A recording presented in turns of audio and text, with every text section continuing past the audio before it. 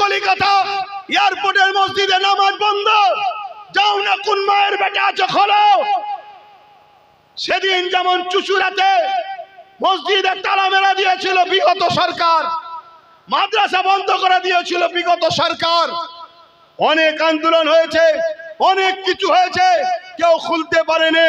ওয়াম্মা বিনিআমাতি রাব্বিকা ফাহাদ্দিস, আল্লাহ শুকরিয়া আদায় করে বলছি, আন্দোলন করতে গেছি একদিন তালা খুলে নামাজ আসর ও মাগরিবের পরে তারপরে ঘরে এসেছিলাম। এই বাপের বেটা ইনশাআল্লাহ বলে যাচ্ছি।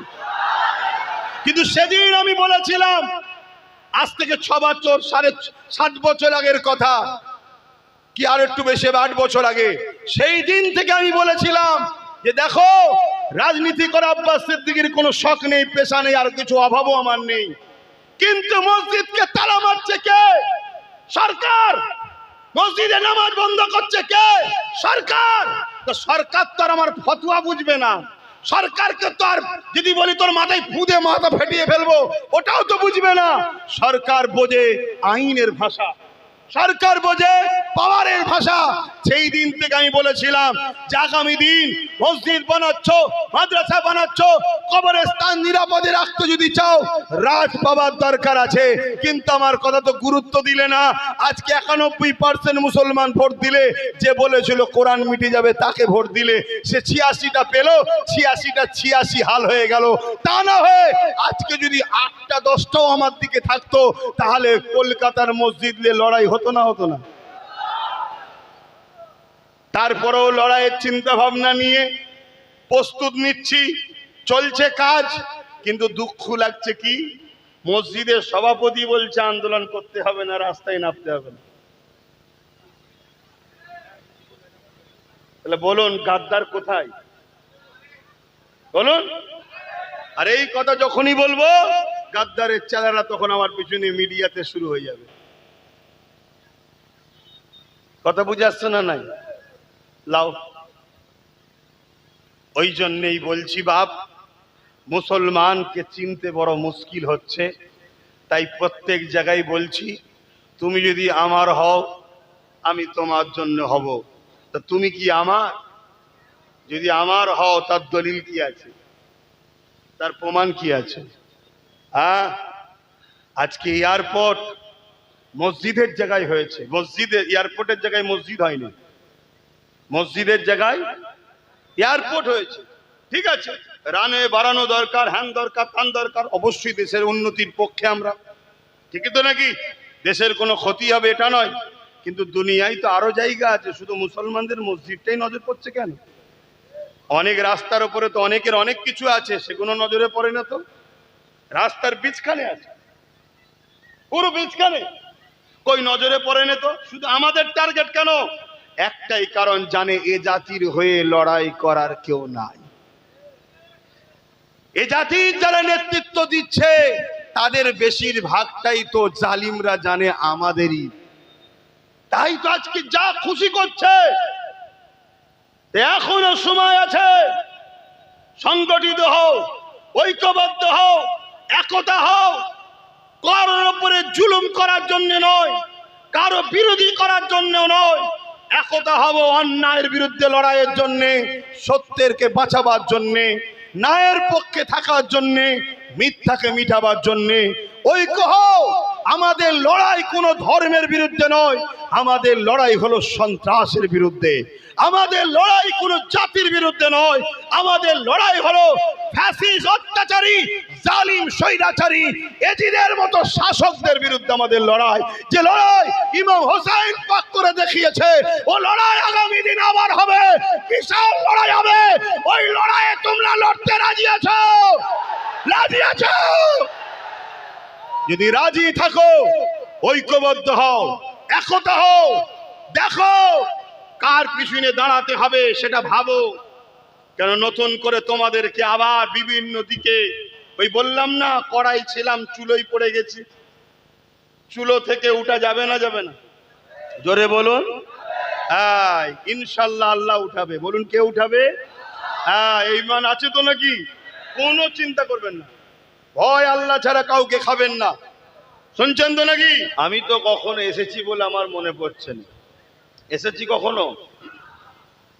শুধু দেখলাম দুদিকে পানি আর পানি। ঘর কোথা আপনাদের তাহলে? অথচ এত হাজার হাজার লোক তো এখানকার তো না, বাইরে থেকে ভাড়া করা? বাইরে থেকে ভাড়া করে নেন তো ভাই, কারণ ভাড়াওয়ালাদের সঙ্গে তো ছিলেন অনেকদিন, দেখে দেখে শেখেন না তো।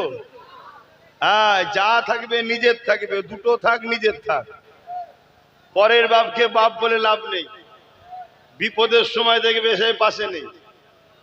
এখানকার মানুষ কারা কারা একটু হাত তুলে দেখান দেখি।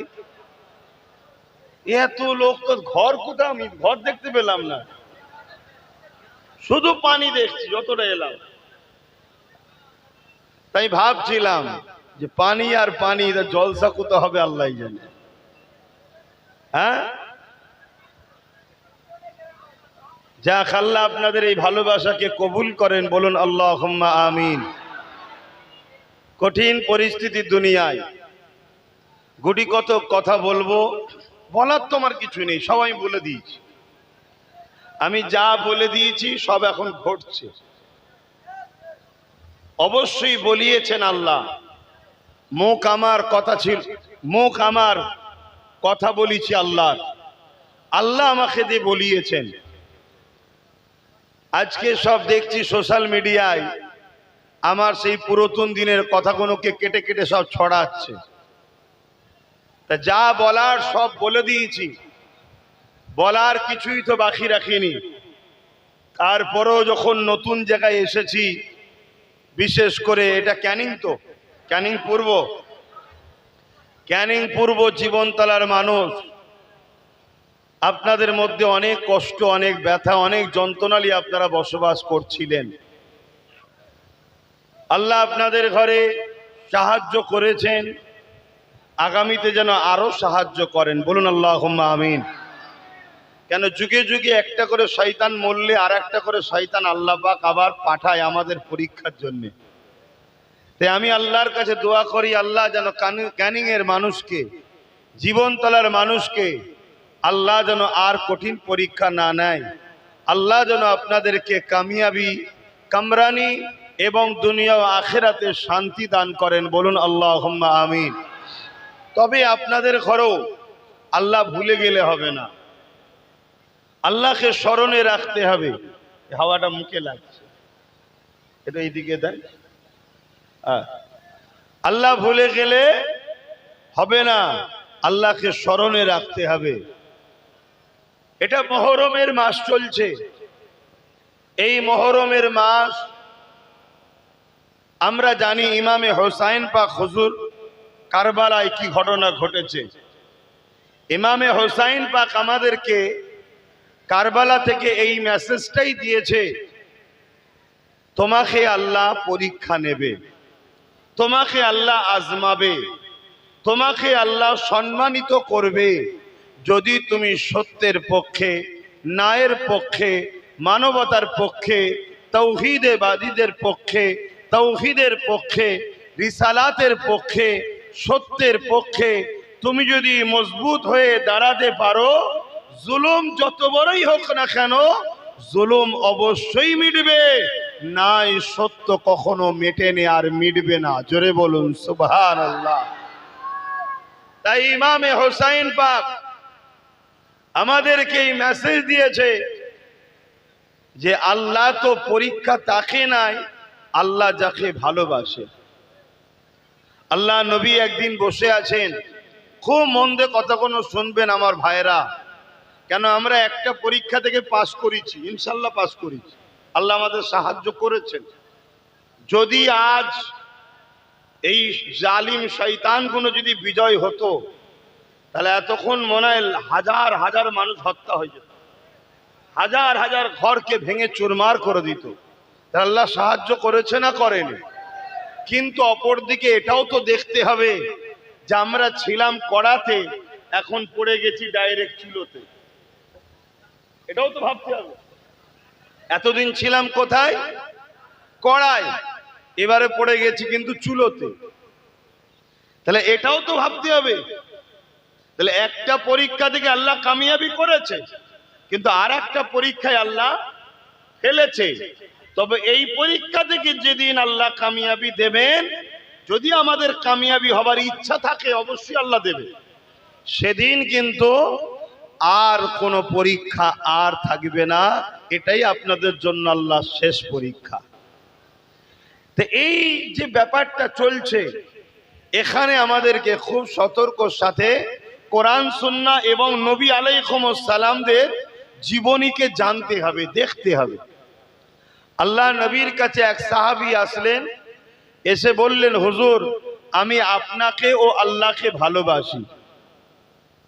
আল্লাহকে ভালোবাসা, নবীকে ভালোবাসা মুখে বলা যত সহজ, হাকিকতটা অত সহজ নয়। আল্লাহকে ভালোবাসে কারা? নবীকে ভালোবাসে কারা? বড় দাড়ি থাকলেই ভালোবাসা? বড় টুপি থাকলেই ভালোবাসা? বলুন না, এটাও একটা ভালোবাসার পরিচয়।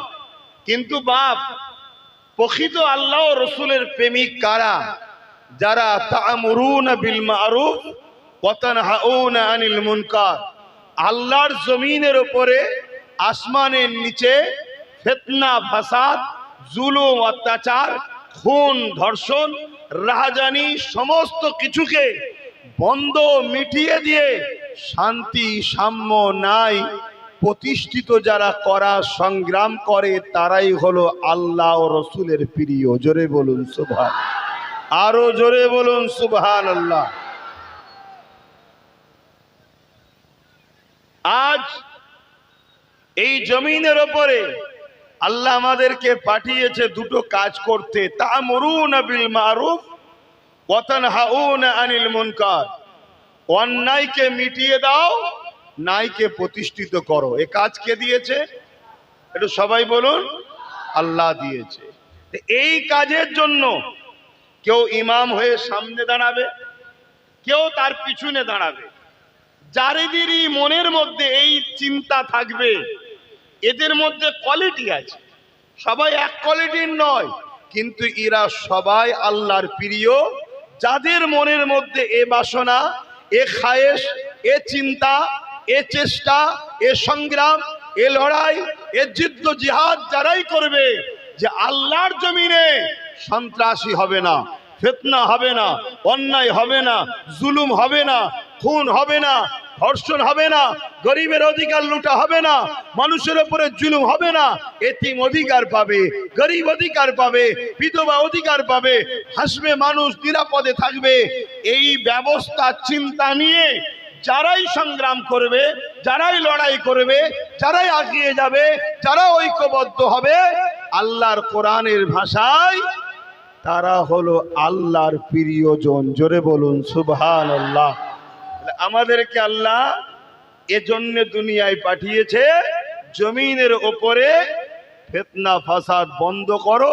তোমরা আল্লাহর পক্ষ থেকে প্রতিনিধিত্ব করতে এসেছো, খলিফা, প্রতিনিধিত্ব করতে এসেছো। আল্লাহ তাই কোরআনে বললেন, কুনতুম খায়রা উম্মাতিন। আল্লাহ আমাদেরকে শ্রেষ্ঠ উম্মত বলেছে। কেন?